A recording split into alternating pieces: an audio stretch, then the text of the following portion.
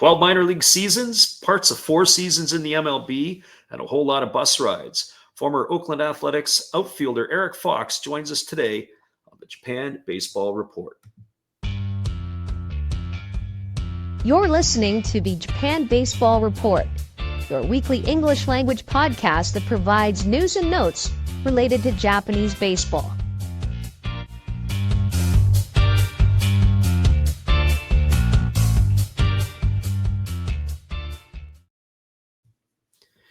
Welcome back, everybody, to the Japan Baseball Report. Today we have a special guest. Former Oakland A's outfielder Eric Fox has agreed to join us on the podcast today. And we're going to be doing a few segments with Eric. Eric had a number of seasons in professional baseball in North America. He also played internationally for Team USA and as well as playing in the Mexican League. So we want to welcome Eric to the show. Thanks for joining us today, Eric. Thank you, Fred. Well, Eric, one of the things we've had an opportunity to talk quite a bit over the last few years, and one of the things is that having you on the show here, you get a little bit of insight into Eric's development, not just as a player, but eventually as a coach, and some of the routes that he took on his way to get to the big leagues, and some of the stories that we have. And I thought, well, it'd be kind of appropriate maybe to talk a little bit, Eric, about your college days, and of course, how you were drafted. Is you were drafted 3 times on your way to the big leagues. But Eric was a graduate of Fresno State. And of course, they have recently produced Aaron Judge and a number of other big leaguers along the way. And we felt that might be something that you might want to kick off with here on today's podcast. Well, I went up to Fresno. I was a football player coming out of high school.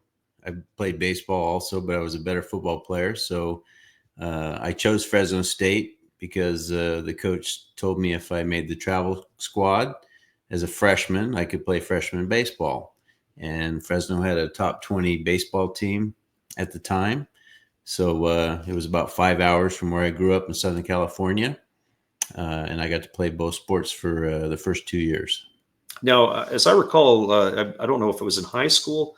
I think it was that you actually broke your neck playing football. My junior year in high school. Yes, I was playing against Laguna Beach High School. Damon Berryhill, who played catcher for the Chicago Cubs, was against his team, and unfortunately had a bad break and fractured my neck. And I don't know if it was the smartest thing, but I played 3 more years of football after that, and decided to go baseball after my sophomore year in Fresno State.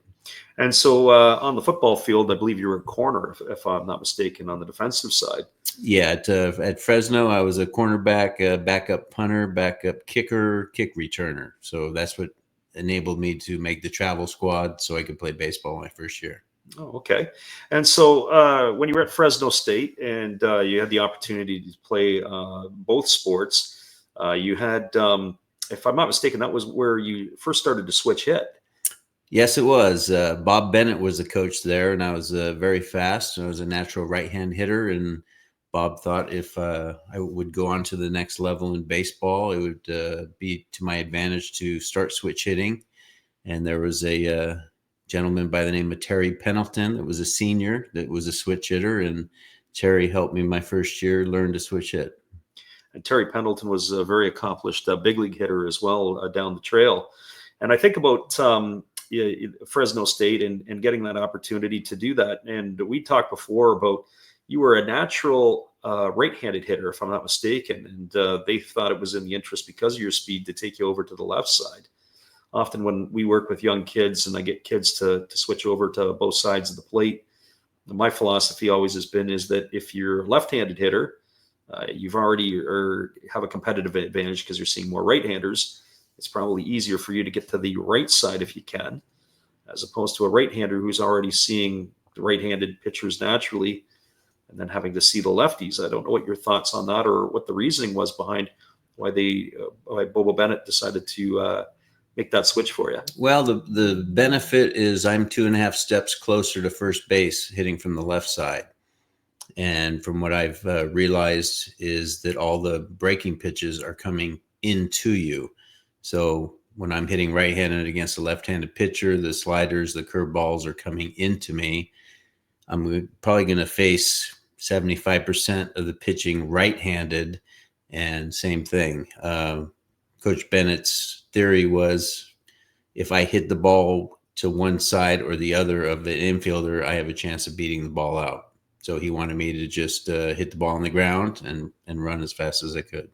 And that's certainly changed from today's philosophies, where you see a lot of the game today that players are being encouraged to hit the ball more in the air than they were on the ground. And I don't know if that's because of the way the game has changed, not as many turf fields. I think there's only 2 right now at the major league level. And on top of that, you've got, it's a 3-run homer type of game today. So players like yourself are maybe not as in vogue as they were 30, 40 years ago. Well, it's definitely a different game. Everyone wants to hit the home run. Fans want to see it. And there's not a lot of technical thinking, moving guys over, bunting. It's still fun to watch, but definitely different than when I played the game. So getting back to Fresno State, when you were playing for Bobo Bennett, what do you feel helped you prepare you at college to be able to go beyond to play at the minor league level and eventually the major league level? What were some of the things that were takeaways for you going to school and getting your education? Well, I was one of the players early on that I thought I was going to be a first-round pick and get the big signing bonus. And after my sophomore year on the USA team, playing with Mark McGuire and John Marzano and Corey Snyder and all these guys, unfortunately, I had a major knee injury in Venezuela, and that was in 1983, and I had to miss the 1984 Olympic team. So that's when I started thinking I better get my degree, because I didn't know if my knee was going to respond and if I was even going to get a chance to play pro ball. So I took school seriously. I graduated, and I actually had a year of eligibility left, was in graduate classes at Fresno when I decided to sign with the Mariners.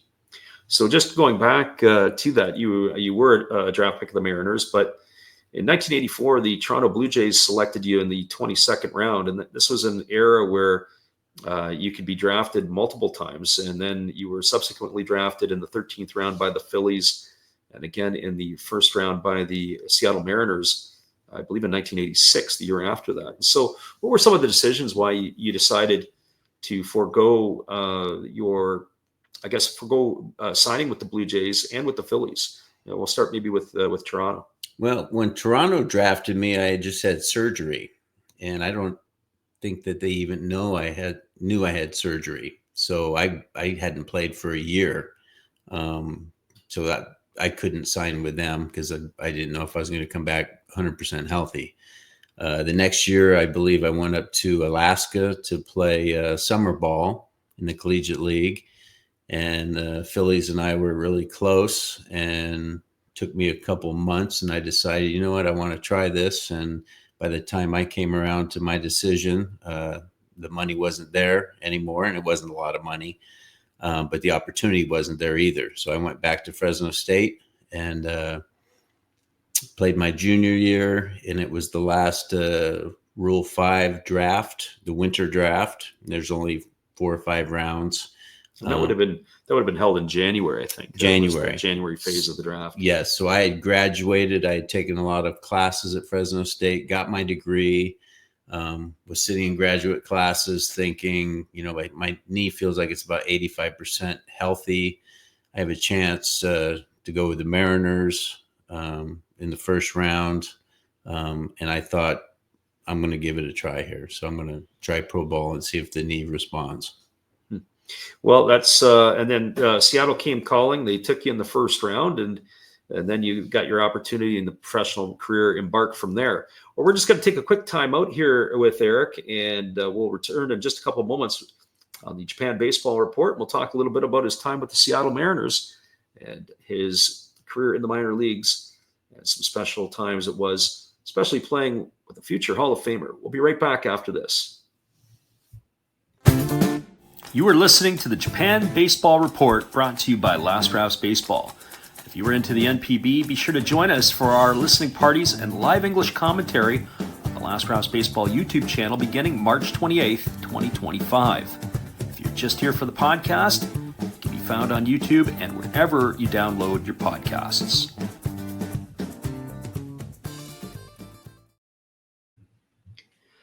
Welcome back, everybody. We're joined here today by Eric Fox, who is with us, and we're talking a little bit about his pathway to career into pro baseball. It began with the first thing it began when you were with Fresno State and playing in college, and obviously drafted in the first round by the Seattle Mariners. And you had an opportunity to play a number of years in their system before you moved on. But let's talk a little bit about your time in Seattle and a little bit about their philosophy and what they had planned for you. I know we were talking a little bit about certainly your speed was one of the best in the game.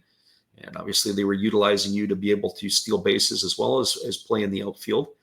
And so maybe you want to talk a little bit about certainly your first year in Salinas, where you stole 41 bases that year.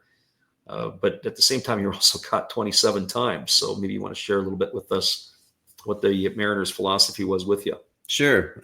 My first year, Seattle had the philosophy that they wanted me to get as big a lead as I could. I've shown you pictures of me about a 20-foot lead, and they didn't care if I got picked off, and they just wanted me to run. So it was a learning experience to learn how to read pitchers. And I stole 41 bases, but got picked off got thrown out more than half the time. Some organizations would frown on that, but Mariners were positive, and they just said, you know what, we're trying to groom you to be a guy that might maybe steal 50 bases in a season. So they just wanted me to get on base, keep the ball out of the air, and score runs for them. And so after that first year in Salinas as a professional player, you hit 261 that year as well. And certainly in an era where we don't see it as much today in Major League Baseball, there are sometimes only a handful of players that would walk more than they strike out, or at least walk and strike out almost equally as much. You were able to get on base quite a bit. You walked 69 times that year and only struck out 78 times. And that got you a promotion to Chattanooga in 1987, where you got to play a Double-A season there. So maybe tell us a little bit about your journey to the great state of Tennessee. Tennessee, that was an experience. That was the old Chattanooga Stadium. They had a center field that was more than 420 feet. Then they had a berm and then a big old wall with 2 Coke bottles. And I believe only 2 people only hit home runs in a game, Bo Jackson and Harmon Killebrew. And I remember balls that were hit over my head. It was 3 cuts to get it back to home plate.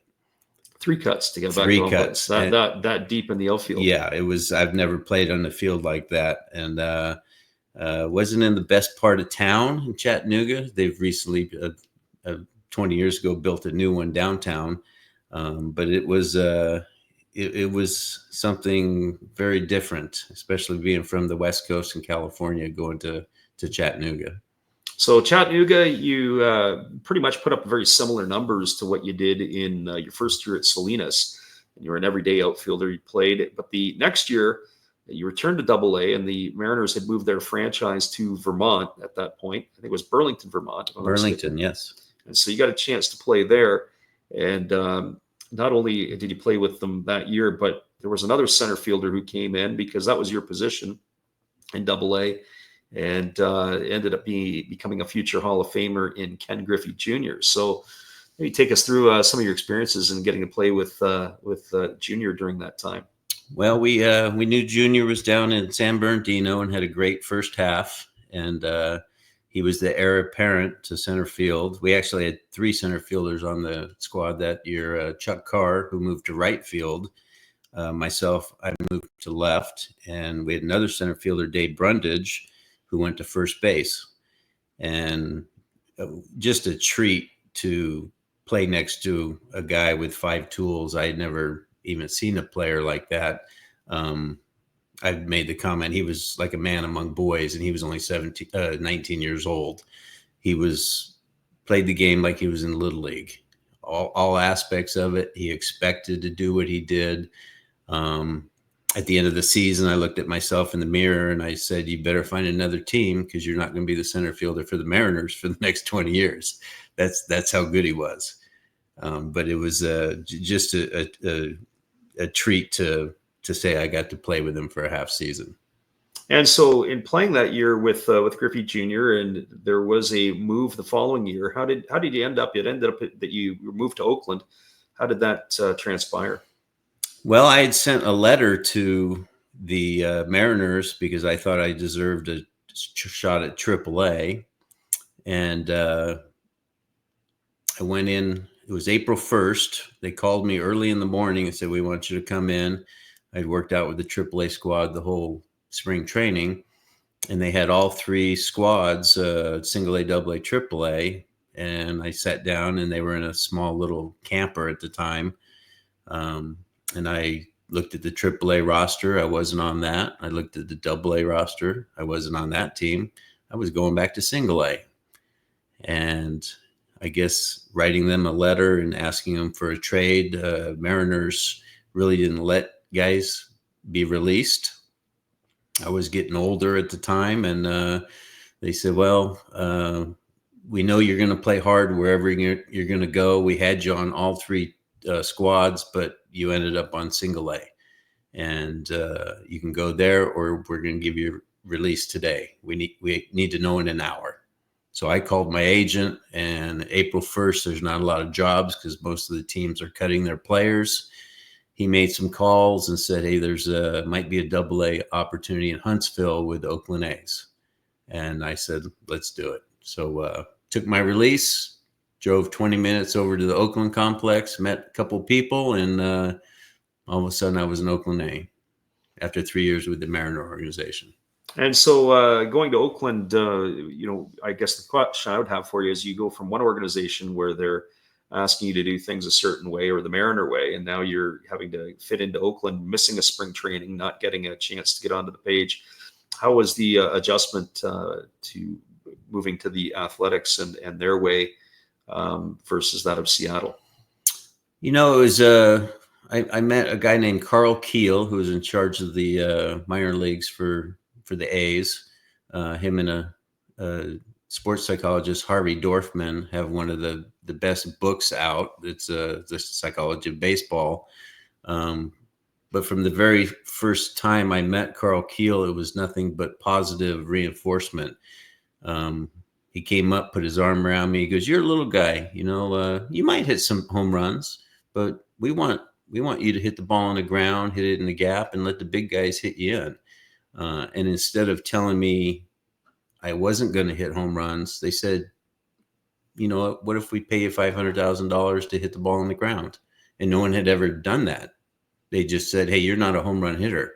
The Mariners said, "Keep the ball out of the air." So from day one, it probably wasn't the smartest for me to go to the Oakland A's because they had $1 million players at every position at the big leagues.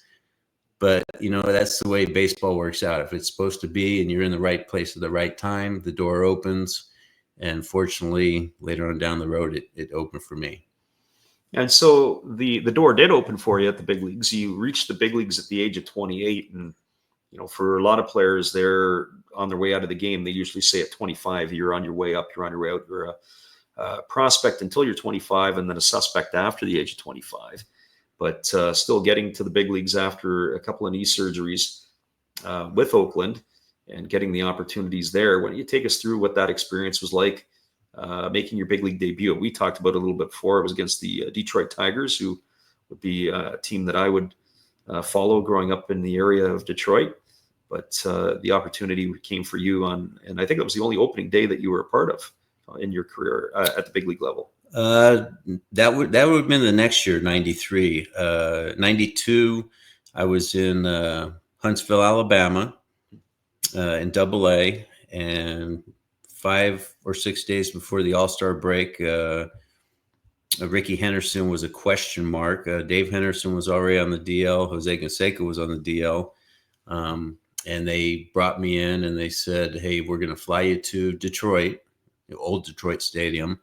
We're not sure if Ricky can play, but if he can't, you'll get activated and be a big leaguer." So I wasn't sure. I saw Scott Brocious, Troy Neal, a bunch of guys that I had, Ricky Henderson, everyone in the lobby of the hotel that morning. They're all congratulating me, and I said, "Hey, it's not done yet." And I remember going to the stadium, and I had my nameplate up on my locker, but my bag wasn't unpacked. And I've heard horror stories about young players getting called up and not getting activated. And so I sat there, and Ricky Henderson came in laughing. He was sweating, just took batting practice, and took a shower. And the last thing I remember was watching him walk up the stairs to the ground level, and Tony La Russa looking around his office and said, "Hey, rookie, come in and sign your contract." And that's when it hit me that, hey, I finally made it to the big leagues. And with that being said, did they throw you in the lineup straight away, or was it, some teams they'll get a guy that comes in and they give him a day just to kind of acclimatize himself? How did the A's handle it with you? Well, Tony is very adamant about getting his rookies in the game. The first time I actually went into pinch run, and it was a ninth inning. We were down by 1 run.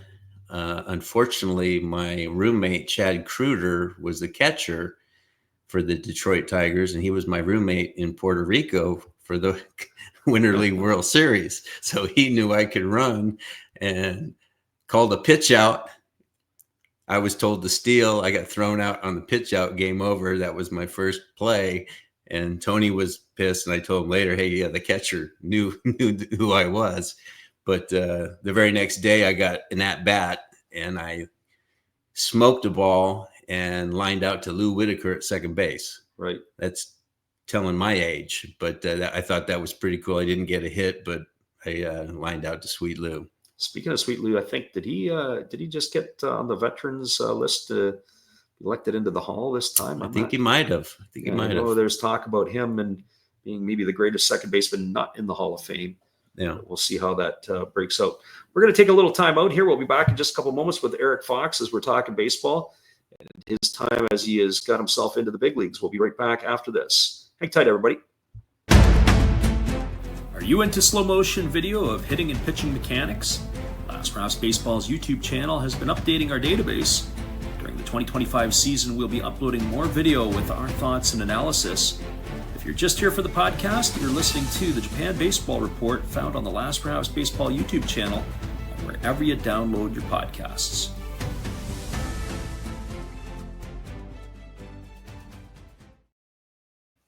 Welcome back, everybody. This is the Japan Baseball Report, and we are talking with former big leaguer Eric Fox, as he has been very fortunate for us to be able to have a good sit down with him here. We're going to do a few segments with him over the next couple of weeks. I hope you guys can enjoy this as well. We had mentioned at the top of the stream, Eric, why is he on the Japan Baseball Report? Well, Eric, for us, is a friend of our channel, but also, too, he'll talk a little bit about his international experiences as we move along. But for you folks to get to know him a little bit in the sit down that we're having here with him, going through his college days and his early jaunt up to the big leagues, and certainly his time with the Oakland A's. So where we left off was Eric was talking about how he got called up to the big leagues and had the opportunity to make his debut against the Detroit Tigers as he had that chance. And so take us through a little bit more once you got acclimatized, Eric, and how the Oakland A's used you that season and moving forward as well.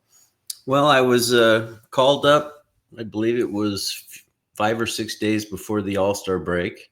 And they told me after the All-Star break, you're going to go back down probably to AAA if the other outfielders are healthy.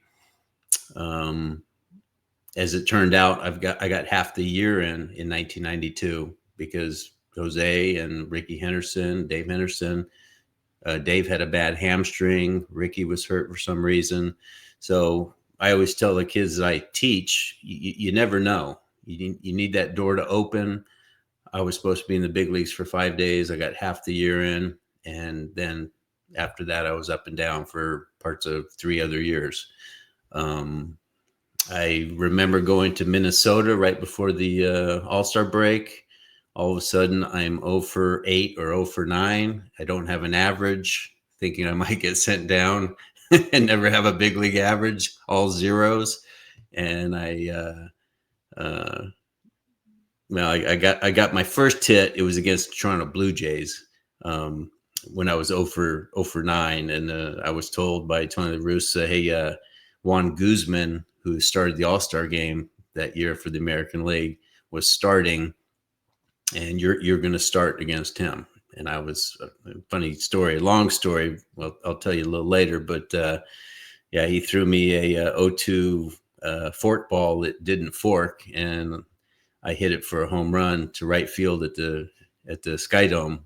So I've got a place in my heart for Canada because that was my first big league hit. But yeah, I got my first big league hit off of Juan Guzman.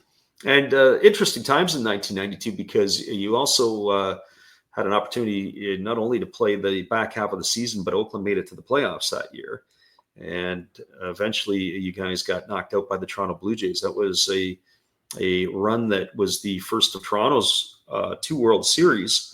But in 1992, the Oakland A's were pretty much an American League power for, 1988, 89 onward, with McGuire and Canseco, the Bash brothers, leading the way. So how was your playoff experience with the Oakland A's? And what's that like versus playing in a regular season type atmosphere?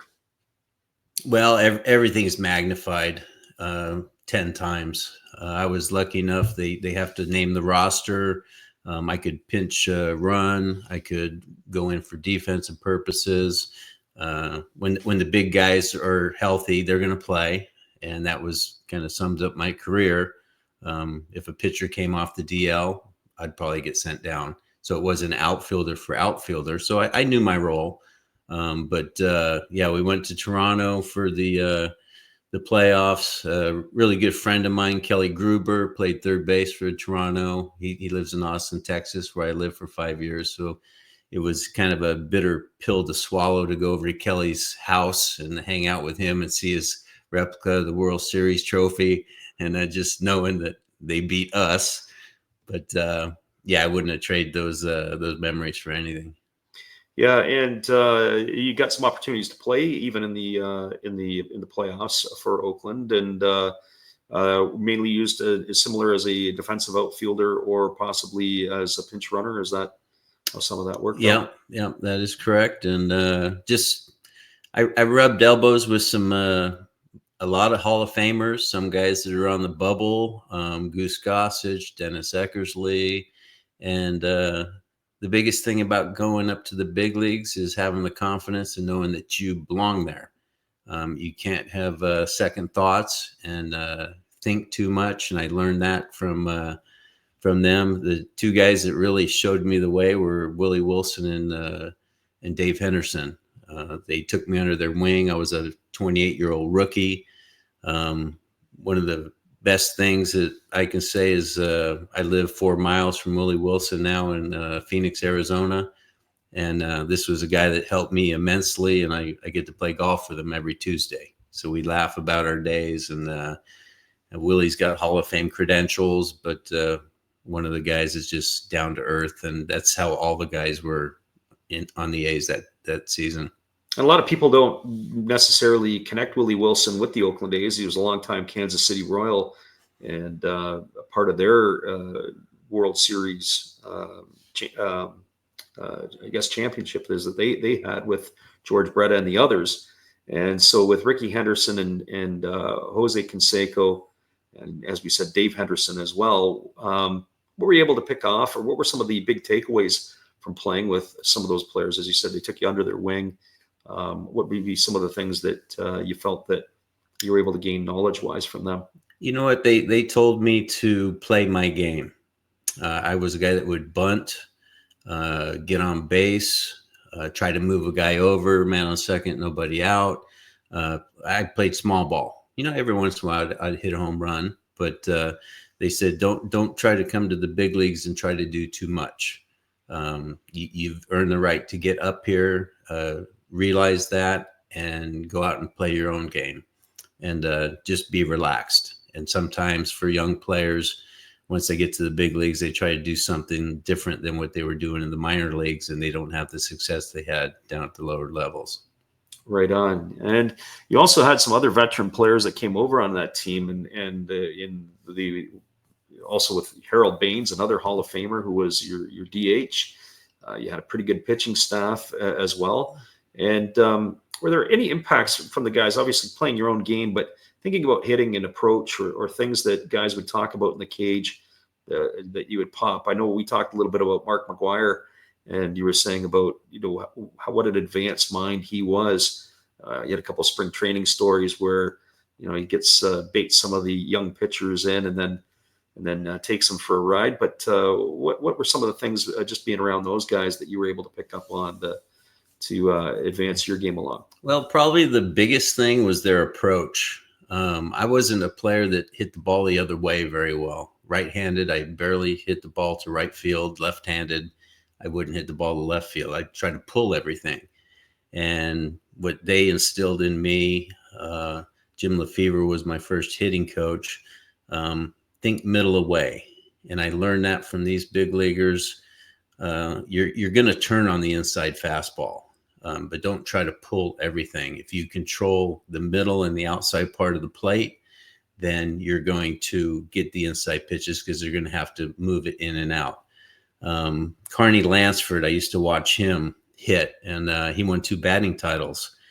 And Carney got his home runs, he got his doubles, but he got so many hits over the infield when he was fooled on pitches. And I asked him one day, Carney, what's your approach? He goes, Eric, I'm just trying to get my hands inside the ball. I'm going to barrel up balls here and there, but when the pitcher throws a really good pitch, and if I can stay inside the ball, those are the ones that go off the end of the bat or off my hands, and I can throw them over the infield for base hits. And that's how he hit 320, 330 a couple years.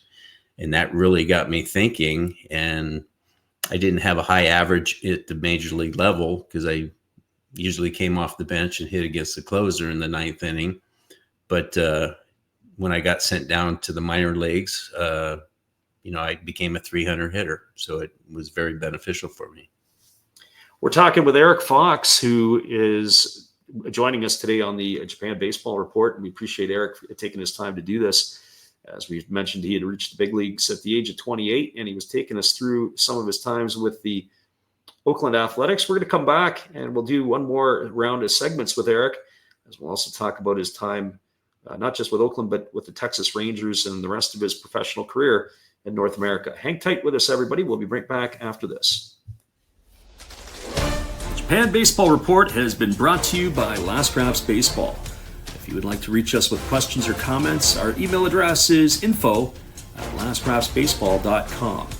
We'll respond to as many comments and questions in the upcoming episodes that we can. We appreciate your listenership and look forward to seeing you at one of our live stream listening parties this season.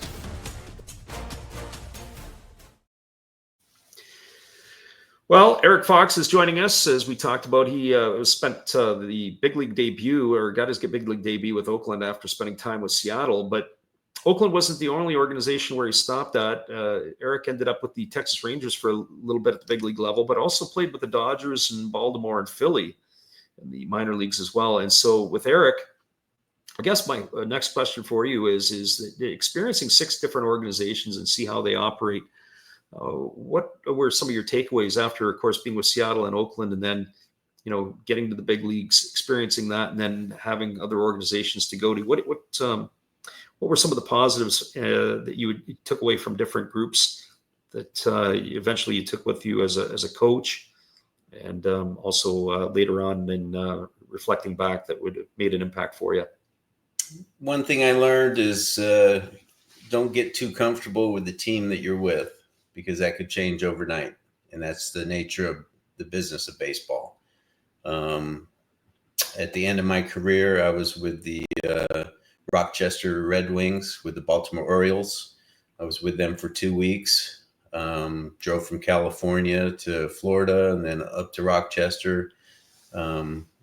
Opening day of the new stadium in Rochester, and I wasn't in the starting lineup. During batting practice, got called off the field and got released.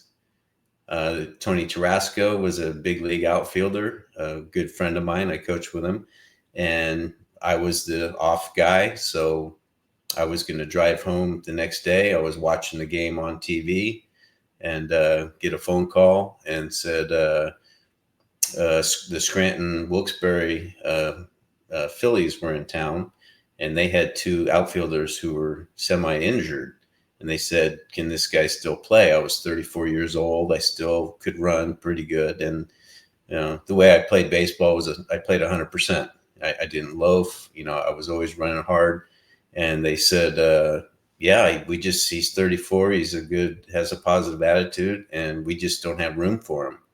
So I was told by the Phillies, "Hey, we're going to pick you up for 3 or 4 weeks. Could be an extra paycheck." And went down to Scranton, 3-4 hours down the road. And Bill Robinson, I believe Bill played for the Yankees, and he was the hitting coach. And I wasn't a player coach, but Bill helped me work with the young kids. And that's when I kind of thought, you know what, if my career ends this year, I'd like to get into coaching. And I ended up staying with Scranton the whole year. I think the Phillies had the worst first half. And I kind of saw the writing on the wall. I was kind of a step and a half from getting to fly balls. I used to be under throwing runners out.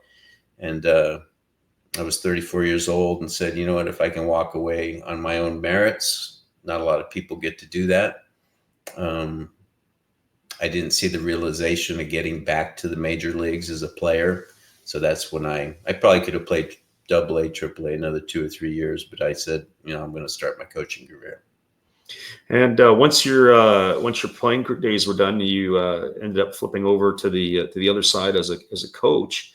And what was it, about 15 years that you had spent in professional baseball as a coach? I think 23, 24 years. I played for 11 and I coached for 12. And I thought with playing for so long, I'd be able to get an A-ball job at the snap of the finger, and not a lot of jobs out there. Fortunately for me, the last year I played was with Eric Wedge, who was a catcher. And Wedgie, I think is at Wichita State, is he not? Wichita State. Wedgie managed the Mariners, and he became manager of the Cleveland Indians Columbus, Georgia team. And they had already a hitting coach that was supposed to show up, and something happened late January. And I get a phone call and say, "Hey, we got a report that you want to coach. Eric Wedge is going to be a manager. Would you like to be his hitting coach?" So I didn't have to sit out a year, and I went to Columbus, Georgia, the Sally League, and started my coaching career. And on that note, I think what we're going to do is we're going to end our first segment with Eric Fox, as he's going to take us into his coaching on the second segment that we'll do. So stick around, everybody, for the next one. We're going to do 3 or 4 with Eric while he's up here with us. And we'll go through that. And of course, eventually his time with the international experiences he had with Team USA, not just in Venezuela, but also in Japan, getting those opportunities to play as well. So we'll take this little break here. We'll end it off, but we want to thank Eric Fox again for joining us on the first one here on the Japan Baseball Report today. You are listening to the Japan Baseball Report, brought to you by Last Ramps Baseball. Join our Facebook group called NPB Japan Baseball Report and connect with other fans of the Japanese game. If you aren't on Facebook, be sure to bookmark our YouTube channel for live events in the 2025 season.